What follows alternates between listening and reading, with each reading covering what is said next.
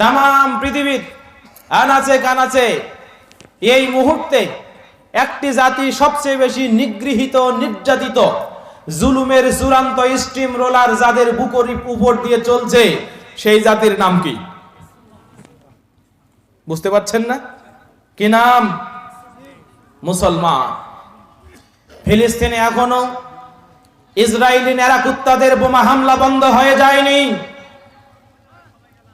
ভারতের বুকে এখনো আমার প্রিয় মুসলিম ভাইদের মসজিদগুলো মন্দির নিচে আছে বলে এই মাতম করে দখল করে নেওয়া হয়। মায়ানমারে মুসলিম মাইর খায়, সিরিয়ায় এখনো মুসলমানদের উপরে নির্যাতন বন্ধ হয়ে যায়নি। আমেরিকার বিভিন্ন আনাচে কানাচে মাঝে মাঝে আল্লাহদ্রোহী দুর্ধর্ষ শয়তানগুলো মুসলমানদের বুকের উপরে চেপে বসে। সেই ধারাবাহিকতায় আমার মাতৃভূমি স্বাধীন সার্বভৌম বাংলাদেশ, সেখানেও কি মুসলমানদের উপরে চক্রান্ত থেমে আছে? নেই। বরং বাংলাদেশের স্বাধীনতা, সার্বভৌমত্ব নস্যাৎ করে দেওয়ার জন্য ইসকন নামক চূড়ান্ত দুর্ধর্ষ জঙ্গি গোষ্ঠী এদেশের স্বাধীনতার মানচিত্রকে খামচে ধরার অপপ্রয়াস চালাচ্ছে। বলেন ঠিক কিনা? সম্মানিত ভাইয়েরা, আমরা স্পষ্টভাবে বলে দিতে চাই, এদেশ মুসলমানের দেশ। এদেশ মুসলমানের রক্তের বদৌলতে আল্লাহর রহমতে স্বাধীন হয়েছে। এদেশ ৪৭-এ ভাগ হয়েছে মুসলমানদের স্বার্থ রক্ষার জন্য। ৭১-এ মুসলমানদের বৃহৎ স্বার্থ রক্ষার জন্য বাংলার মুসলিম দামাল ছেলেরা পাকিস্তানের রক্তচক্ষুকে উপেক্ষা করে এদেশের স্বাধীনতার মানচিত্র কায়েম করেছে।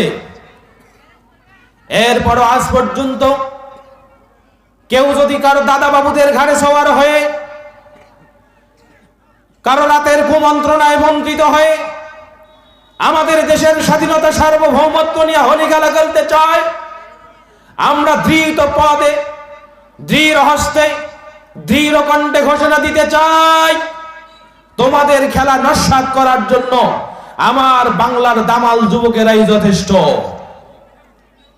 আপনি প্রশ্ন করতে পারেন যে ওরা তো আমাদের পাশের বৃহত্তর একটি দেশ, বিশ্বের ৫ম পরাশক্তি, তাদের আশ্রয় থেকে আমাদেরকে হুমকি দিচ্ছে। হুজুর, আমরা কি তাদের বিরুদ্ধে সোচ্চার হয়ে টিকে থাকতে পারবো? প্রশ্ন আসে কি আসে না? সম্মানিত উপস্থিতি, আপনাকে একটা হাদিস শোনাই দিচ্ছি, শোনার পরে সন্তুষ্ট হবেন এবং আল্লাহর কাছে তাওয়াক্কাল করবেন। পারবেন ইনশাআল্লাহ? হাদিস কানা পাবেন সুনানে নাসাই ৩১৭৮ নম্বর হাদিস। আল্লাহর নবীর প্রিয় সাহাবী, মুক্ত করা গোলাম হযরতে সাওবান রাদিয়াল্লাহু তাআলা আনহু তিনি বলছেন, ক্বালা রাসূলুল্লাহ সাল্লাল্লাহু আলাইহি ওয়াসাল্লাম, ইসাবাতান মিন উম্মতি আহরাদাহুমাল্লাহু মিনান নার। আল্লাহর নবী বলছেন, শোনো রে আমার উম্মতেরা, কিয়ামতের পূর্বক্ষণে পৃথিবীর জমিনে দুটো দল আসবে। আমার উম্মতের ভিতরে দুটি দল হবে। আহরাদাহুমাল্লাহু মিনান নার, তারা পৃথিবীর জমিনে এখনো আসে নাই, কিন্তু আল্লাহ তাআলা তাদেরকে জাহান্নামের আগুন থেকে মুক্ত ঘোষণা করেছেন। বলেন সুবহানাল্লাহ।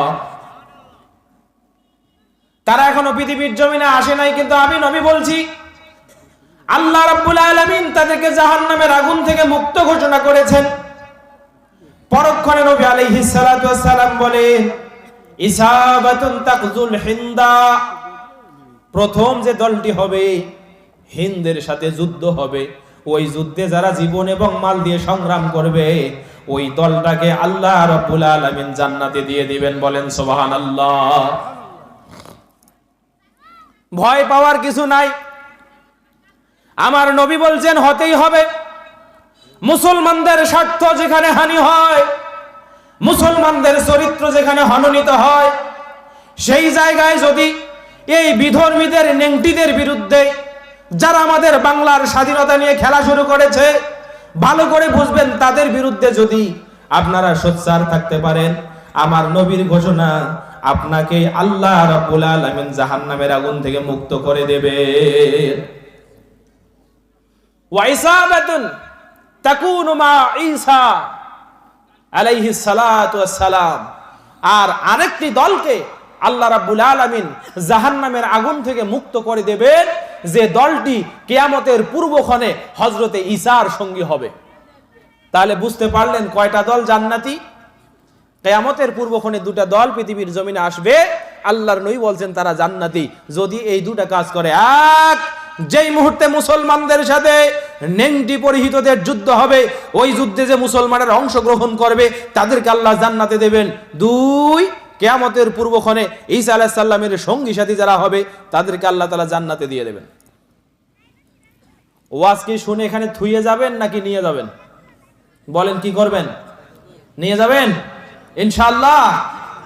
সম্মানিত উপস্থিতি, ভূমিকা করছি না, আমি আপনাদের সামনে আল কোরআনের 17 নম্বর সূরা, সূরার নাম বানি ইসরাইল অথবা ইসরা।